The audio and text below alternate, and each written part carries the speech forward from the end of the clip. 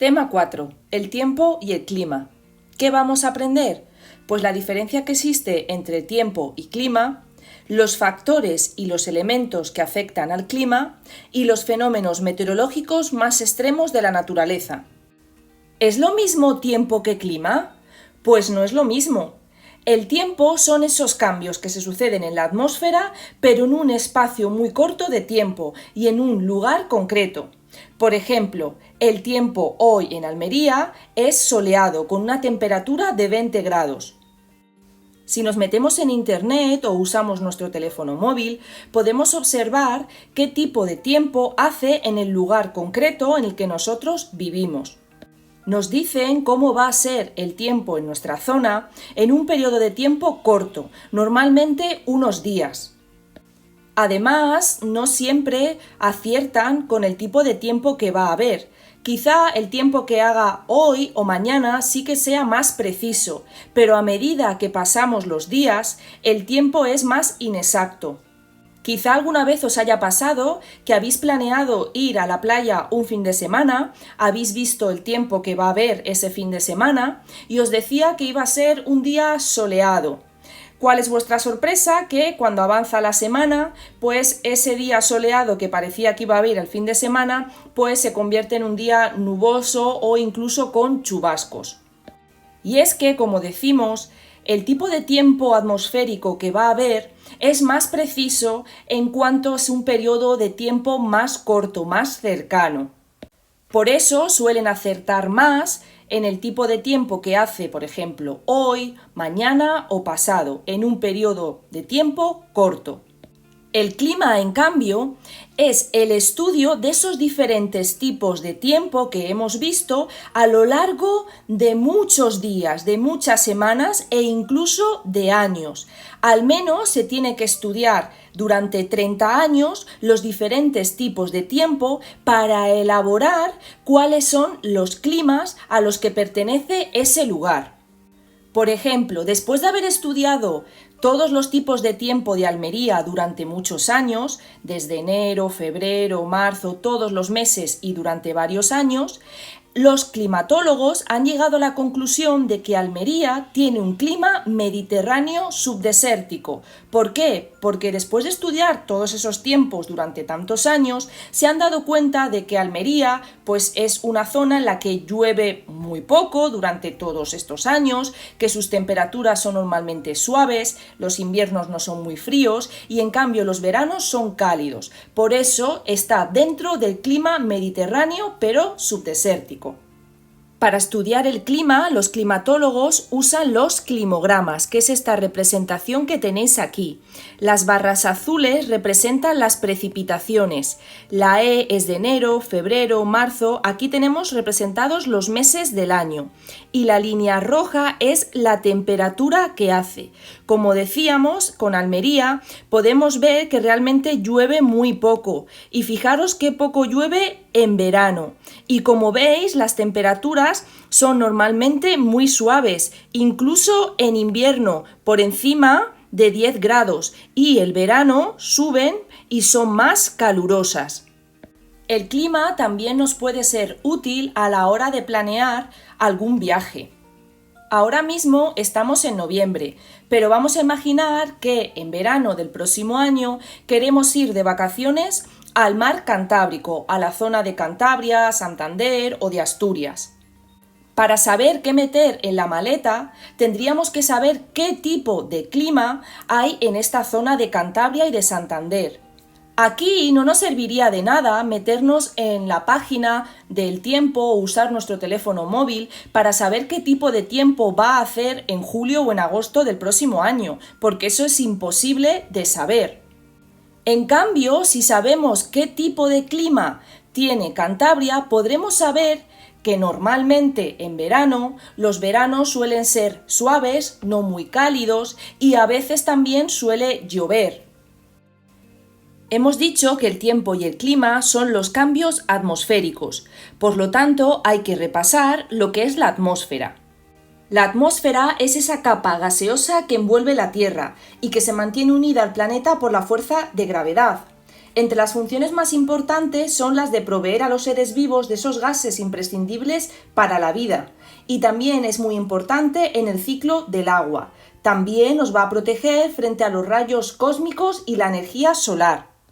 En esta imagen primera que tenéis aquí, veis cómo se creó la atmósfera. Primeramente tendríamos una atmósfera muy primitiva, formada por unos gases que fueron emitidos por esa actividad geológica de los volcanes, y ese CO2 fue lanzado a la atmósfera. Después ese vapor de agua se va a condensar y va a formar los océanos. A partir de entonces aparecen las primeras bacterias, algas que van a realizar la fotosíntesis y también, por tanto, van a producir el oxígeno que va a formar parte de la atmósfera. Y ya en la cuarta etapa, con el tiempo, se va a formar esta atmósfera muy similar a la que conocemos hoy. La atmósfera actual está compuesta mayormente por nitrógeno, casi un 78%, y aproximadamente el resto es oxígeno. La primera capa de la atmósfera se llama troposfera y es la más cercana a la superficie y por tanto es la que más interactúa con nosotros. Aproximadamente tiene unos entre 10 y 15 kilómetros desde la superficie o desde el nivel del mar. Es en esta capa donde se desarrolla la vida. Y es también en esta capa donde se suceden todos los fenómenos meteorológicos que explican los diferentes tipos de tiempo y de clima. La siguiente capa es la estratosfera y está en torno a unos 30 o 35 kilómetros. En esta capa nos encontramos con lo que conocemos como la capa de ozono. Esta barrera es muy importante ya que permite que los rayos que son potencialmente dañinos, que provienen del Sol, no lleguen hasta nosotros. La mesosfera va desde los 50 kilómetros hasta más o menos unos 80-85 kilómetros. Y esta capa de la atmósfera es fría y es capaz de frenar a los meteoritos que se precipitan en la atmósfera. La termosfera es la capa de la atmósfera más amplia. Se extiende desde los 80-90 kilómetros hasta los 640 kilómetros. A la termosfera también se le conoce como ionosfera, debido a las colisiones de los iones que tienen lugar en ella. Aquí tiene gran influencia la propagación de las ondas de radio. La temperatura de la termosfera es muy alta, llegando a ser hasta de miles grados Celsius. Y la última capa de la atmósfera es la exosfera. Esta capa es la que nos separa a la Tierra del espacio exterior y es en ella donde ya los átomos se escapan. En su mayoría está compuesta de hidrógeno. Pasamos ahora a estudiar los elementos y los factores del clima.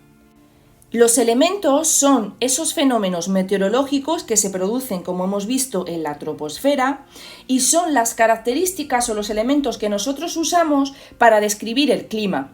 Por ejemplo, las precipitaciones, si es un día lluvioso, o las temperaturas, o los vientos, o qué presión atmosférica existe.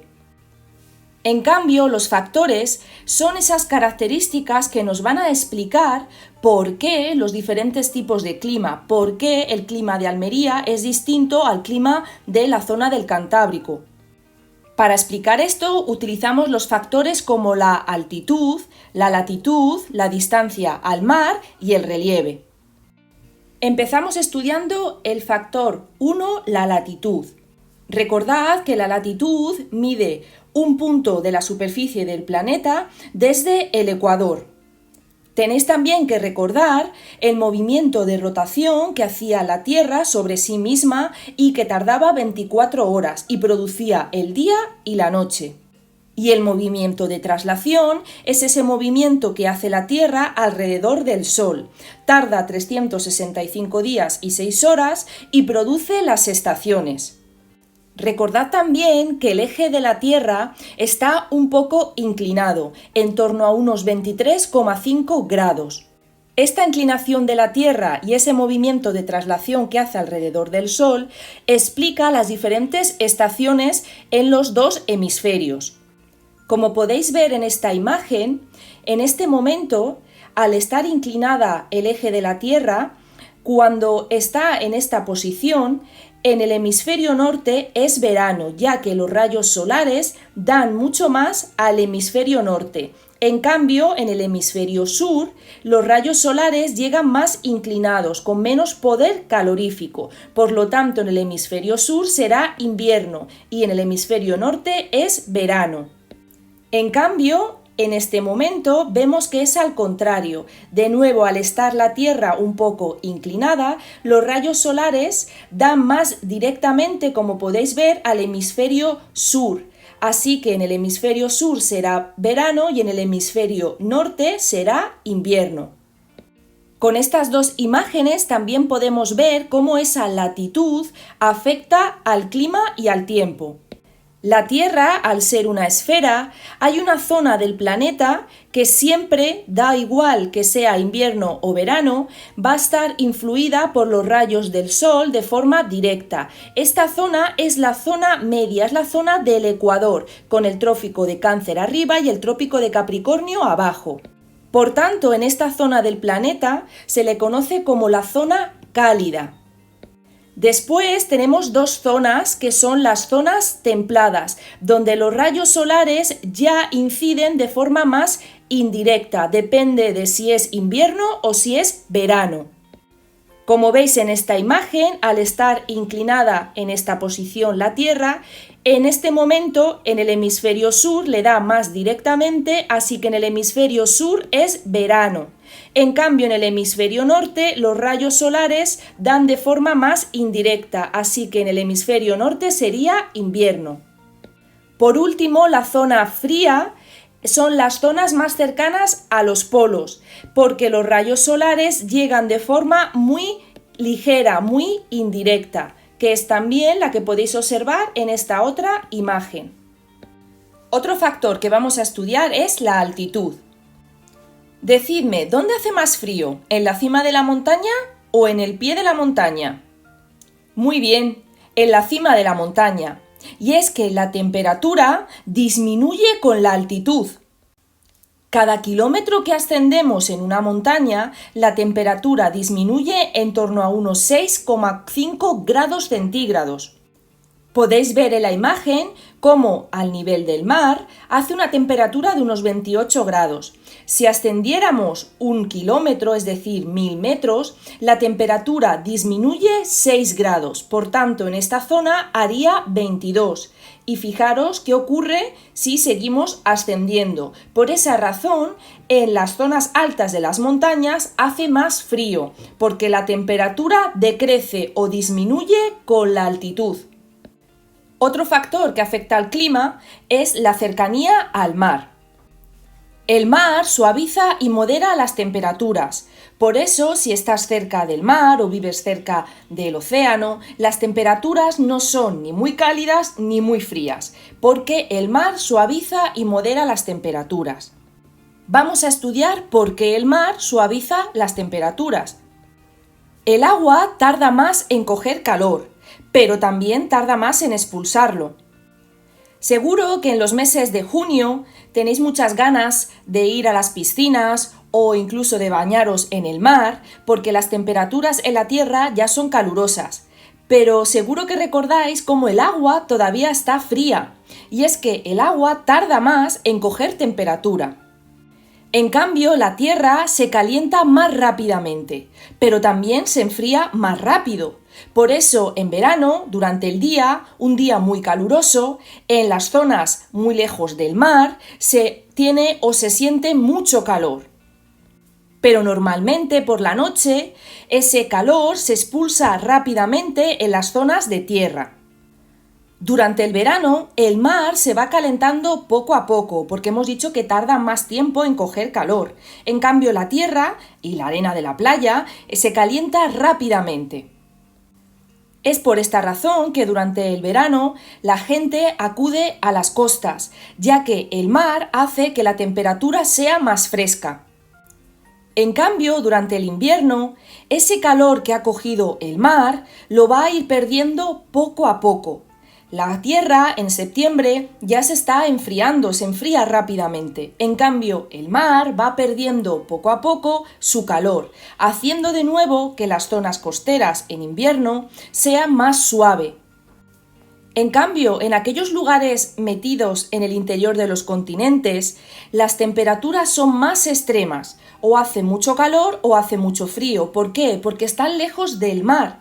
Ese mar que va a suavizar las temperaturas en verano, haciendo que sean más frescas, y en invierno, haciendo que sean más cálidas. En esta imagen podemos observar cómo la zona costera de España la temperatura es más suave porque el mar modera y suaviza las temperaturas.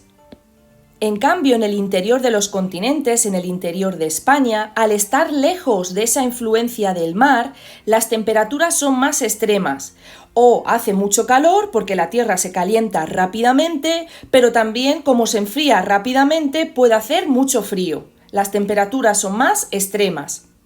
En esta otra imagen también podemos ver lo que ocurre incluso de forma diaria.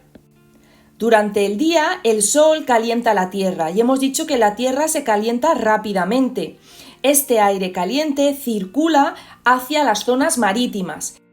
En cambio, ese mar, que está más fresco, que tarda más tiempo en coger temperatura, envía esa brisa marítima más fresca, haciendo que en esta zona de costa las temperaturas sean más suaves. Por la noche ocurre lo contrario. La Tierra se ha enfriado rápidamente y expulsa aire frío. En cambio, el mar, que ha cogido el calor más lentamente, expulsa aire cálido, de nuevo haciendo que en las zonas costeras las temperaturas sean suaves. Pasamos ahora a estudiar la presión atmosférica. Dijimos que la atmósfera es esa capa gaseosa que rodea la Tierra, por lo tanto es lo que forma el aire.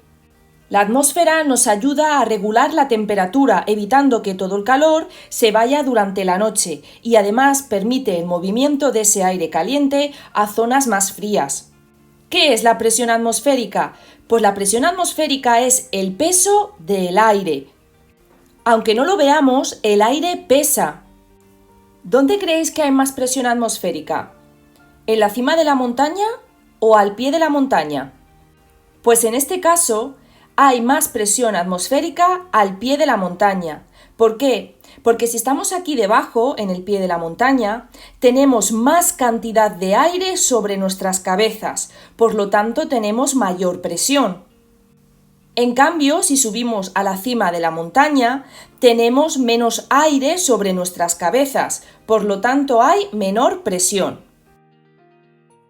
Seguimos con la presión atmosférica. Ya sabemos que el aire caliente es más ligero y asciende. Por esa razón, el vapor de agua asciende y se condensa en ese ciclo del agua que hemos estudiado. En cambio, el aire frío pesa más y baja. En climatología, las zonas con altas presiones se llaman anticiclones y normalmente traen un tiempo estable y claro. Seguro que os suena estos mapas que podemos observar en el telediario en el tiempo. Las letras A son esos anticiclones que normalmente traen tiempo estable y claro. Son también conocidas como altas presiones. En cambio, las zonas donde existen bajas presiones se conocen como depresiones o borrascas. Se representan en los mapas del tiempo con la letra B de bajas presiones o borrascas y traen tiempo inestable con lluvias y tormentas. Para medir la presión utilizamos el barómetro y las isobaras son estas líneas que podéis observar en los mapas meteorológicos que unen puntos con la misma presión expresada en milibares. Podéis observar en este mapa cómo en España hay una borrasca en este momento y hemos dicho que las bajas presiones traen tiempo inestable con lluvias y tormentas. Por esa razón, los climatólogos, los meteorólogos, saben que en este momento en España lo más seguro es que el tiempo sea inestable y haya lluvias. En cambio, en esa zona de Italia, podemos observar cómo hay unas altas presiones, un anticiclón, y sabemos que traen tiempo estable y claro. Seguramente que en Italia, en ese momento, haya un día soleado y poco nuboso. Pasamos a estudiar otro elemento que necesitamos y usamos para describir qué tipo de tiempo o de clima existe: la temperatura. La temperatura no es más que el calor que hay en el aire y la medimos normalmente con grados Celsius, pero debéis saber que no es el único sistema para medir la temperatura. Por ejemplo, los países anglosajones suelen utilizar los grados Fahrenheit. Fijaros cómo los 0 grados Celsius es normalmente frío y es cuando ya ese agua se convierte en nieve, en hielo, pues vemos que los 0 grados Celsius en realidad son 32 grados Fahrenheit. Por eso tenéis que estar muy pendientes cuando observéis el tiempo y el clima. Imaginaros que vais a viajar a Nueva York en los próximos días y buscáis el tiempo que va a hacer en Nueva York. Pues como veis, en los teléfonos móviles ya y en nuestras tablets nos aparecen los grados Celsius, pero también podéis observar aquí arriba cómo aparece la F. Si le damos a la F, cambia y vemos que esos 13 grados centígrados en realidad son 56 grados Fahrenheit. Esto es importante porque quizás si acudís a Nueva York y preguntáis qué tiempo hace o cuántos grados hacen y os dicen 56, no creáis que hace 56 grados, sino que quizá están utilizando la escala Fahrenheit, que en realidad no son 56 grados, que estaríais totalmente asfixiados de calor, sino que hacen 13 grados Celsius. La temperatura va a variar según la latitud, la altitud y la distancia al mar. Recordad que la altitud era muy importante, ya que cada kilómetro que subíamos en la montaña disminuía 6 grados la temperatura. También la latitud. No era lo mismo vivir cerca del Ecuador, donde siempre los rayos solares incidían directamente, que vivir en las zonas polares, donde los rayos solares dan de forma indirecta. Y también recordar la distancia al mar. En las zonas costeras las temperaturas son más suaves, en cambio en el interior de los continentes son más frías, más extremas o muy calurosas, más extremas en cuanto a calor. También el relieve puede indicar que las temperaturas sean más suaves, ya que las montañas protegen. Otro elemento del clima que utilizamos para describirlo son las precipitaciones, que es cuando ese vapor de agua asciende, se enfría, se condensa y cae de nuevo a la superficie, en forma de lluvia, nieve o granizo. Para medir la cantidad de agua o de precipitaciones utilizamos el pluviómetro. Los pluviómetros son recipientes cuadrangulares de 1 metro por 1 metro. Cuando cae el agua de lluvia, lo único que hay que hacer es la cantidad de agua que se ha recogido en este recipiente cuadrangular. Cada litro que cae asciende 1 milímetro. Por eso se mide las precipitaciones en litros por metro cuadrado o por milímetros. Si nos fijamos en este climograma de Almería, podéis observar incluso cómo aquí tienen las temperaturas en grados centígrados y en grados Fahrenheit. Y también podéis observar cuántos son las precipitaciones que normalmente caen en Almería, expresadas en milímetros. Son unas precipitaciones muy escasas. Normalmente en las zonas cercanas al Ecuador, donde llueve mucho, estamos hablando de 1.500 o 2.000 milímetros. Y es que, como decíamos, Almería tiene un clima subdesértico o árido. Vamos a estudiar 3 formas en las que se van a producir las precipitaciones. Pueden ser lluvias por convección, lluvias orográficas o por el relieve, o lluvias frontales. Las lluvias por convección son las que se dan normalmente cerca del Ecuador y de los trópicos, es decir, en los lugares más cálidos del planeta. Aquí, como hemos dicho, el sol siempre calienta, no hay estaciones. Durante todo el año el sol da y los rayos solares apuntan y calientan a la zona del Ecuador y de los trópicos. Este calor hace que el vapor de agua ascienda. ¿Y qué ocurría con el vapor de agua cuando ascendía? Que se enfriaba, porque cada kilómetro que subimos la temperatura disminuye 6 grados. Al subir se enfría. ¿Y qué ocurre? Que se precipita. Por esta razón, en la zona ecuatorial y tropical llueve mucho, es decir, todos los días prácticamente se producen lluvias. Pero claro, las temperaturas son siempre muy cálidas porque, como hemos dicho, siempre el sol está dando en la zona del Ecuador. Fijaros en un climograma ecuatorial. Como podéis observar en las barras azules, llueve todos los meses y además llueve mucho. Las precipitaciones anuales totales son de 2.600 milímetros si lo comparamos con los 200 y poco milímetros que llueve en Almería. Y fijaros también en la línea de las temperaturas. Es una línea muy estable y fijaros muy alta, casi llega a los 30 grados. Eso significa que hace siempre calor. Otras veces las precipitaciones son debidas al relieve, es decir, son lluvias orográficas. Se van a dar, por tanto, en las zonas donde haya montañas o colinas. Aquí el sol calienta la tierra y el agua. El agua se convierte en ese vapor que va a ascender. El viento mueve ese vapor de agua que se ha formado en nubes y cuando chocan con una montaña, las nubes no pueden traspasar la montaña, así que se ven obligadas a ascender rápidamente. ¿Y qué ocurría cuando se ascendía? Pues que la temperatura bajaba, se volvía más fría, cada kilómetro 6 grados. Por tanto, estas nubes se van a enfriar rápidamente, se van a condensar rápidamente y van a precipitar.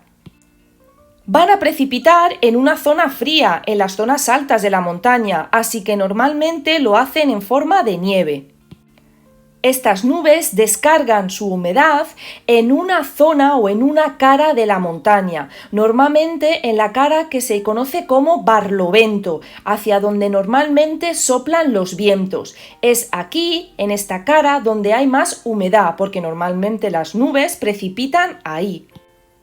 En cambio, esas nubes que ya han sido descargadas van a ir desapareciendo en la otra cara de la montaña. Ya no tienen humedad porque ya han descargado toda la lluvia y la nieve en una cara y la otra cara, que es la conocida como sotavento, que está a resguardo del viento, suele ser más seca. Esto también se conoce como efecto Foehn. El último tipo de precipitación que vamos a estudiar son las conocidas como lluvias frontales. Fueron unos climatólogos y meteorólogos suecos, Bergeron y Bernes, los que propusieron este nombre de lluvias frontales. Y le dieron este nombre ya que cuando hicieron sus descubrimientos en el campo de la meteorología, en ese momento se estaba sucediendo la Primera Guerra Mundial. En la Primera Guerra Mundial, los ejércitos se enfrentaban en dos frentes y utilizaban el sistema de trincheras. De ahí viene esta palabra, lluvias frontales. Los frentes serían esas fronteras donde se van a encontrar dos masas de aire que tienen diferente tipo de temperatura y diferente tipo de humedad. Y claro, dos masas de aire diferentes no se mezclan muy bien y al chocar se van a formar estos frentes que van a traer consigo precipitaciones y tormentas. Como podéis observar en la imagen, cuando hay una masa de aire frío que se encuentra con una masa de aire caliente, pues se ocurre un frente y se generan tormentas y grandes nubes o cumulonimbos. También podemos ver al contrario una masa de aire caliente que se encuentra con una masa de aire frío. Poco a poco se van a ir formando nubes como los cirros y también de nuevo va a poder precipitar. Quizá os suene de las noticias o del tiempo cómo a veces a España le afecta el frente polar. Y es que a España también, como veis en este mapa, le afecta los frentes al juntarse masas de aire caliente, como puede ser la tropical continental. Es un aire muy cálido que está en una zona de tierra, así que es cálido y seco. Y también tenemos esta masa de aquí que es cálida porque viene de la zona del Ecuador, pero es marítima, entonces sí que tiene humedad. ¿Y qué van a ocurrir? Que se van a juntar con estas masas que vienen del Polo Norte, de la zona norte de Europa, que pueden ser como la que tenéis aquí, ártica, que viene del continente, por lo tanto es fría, pero al venir del continente es seca. Pero también tenemos una masa fría porque viene del Ártico, pero viene del mar, así que es húmeda. Pues imaginaros qué puede ocurrir en España cuando se juntan estas masas de aire. Hemos dicho que se generan precipitaciones o frentes, lluvias frontales. El viento es otro de los elementos que nos sirve para describir el tiempo y el clima. El viento es el movimiento del aire y siempre circula desde las altas hacia las bajas presiones. Vamos a estudiar los diferentes tipos de viento. Los vientos fijos, dominantes o globales son aquellos que siempre soplan en la misma dirección, principalmente por ese movimiento de rotación de la Tierra. Por ejemplo, los vientos del oeste, también conocidos como westerlies, son vientos que siempre soplan desde el oeste hacia el este. En cambio, los vientos alisios son los vientos que soplan del este hacia el oeste.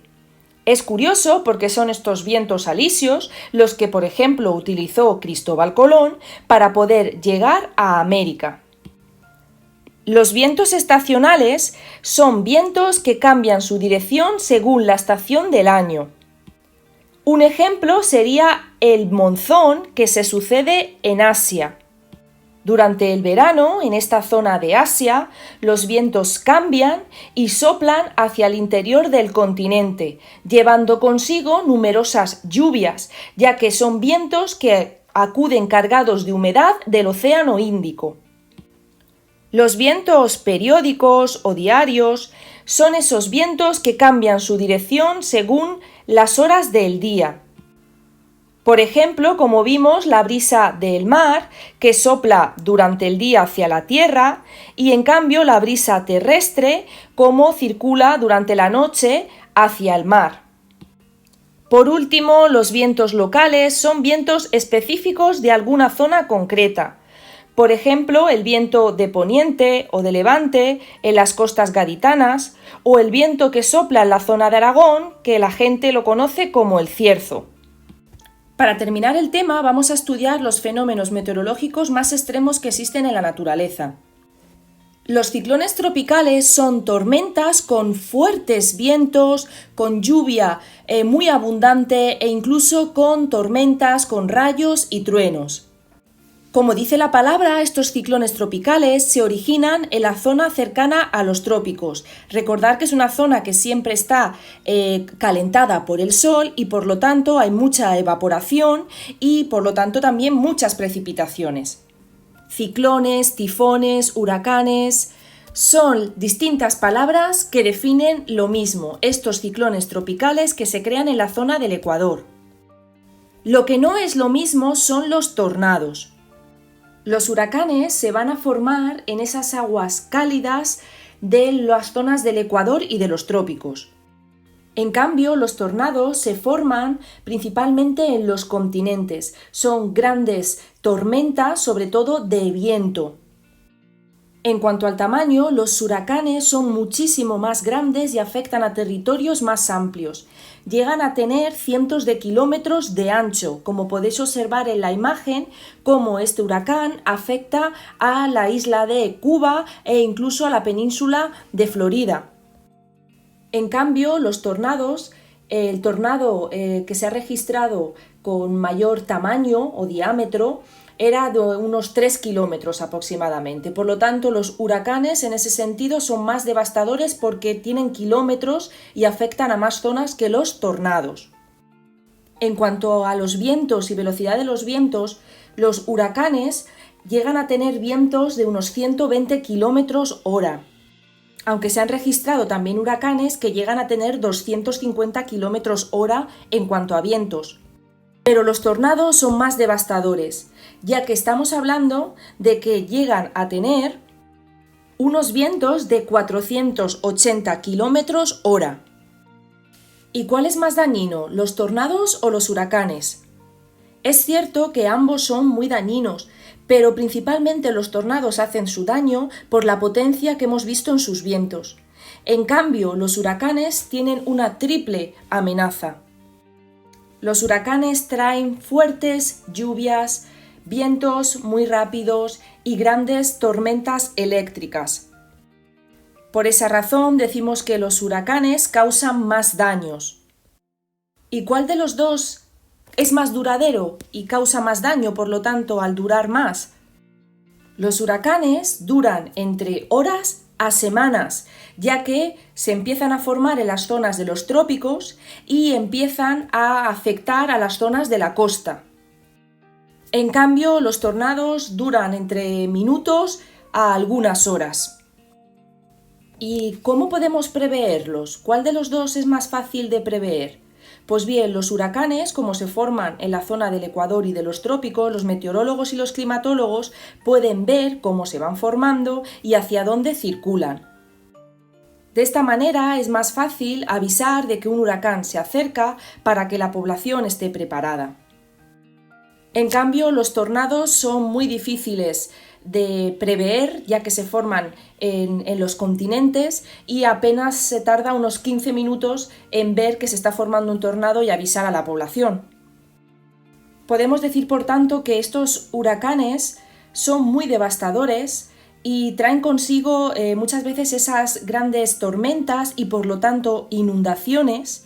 Y tampoco nos podemos olvidar que otro fenómeno meteorológico importante puede ser la sequía en esas zonas muy áridas. Hemos puesto el ejemplo de Almería como una zona en la que llueve poco. Aquí termina el tema 4, el tiempo y el clima.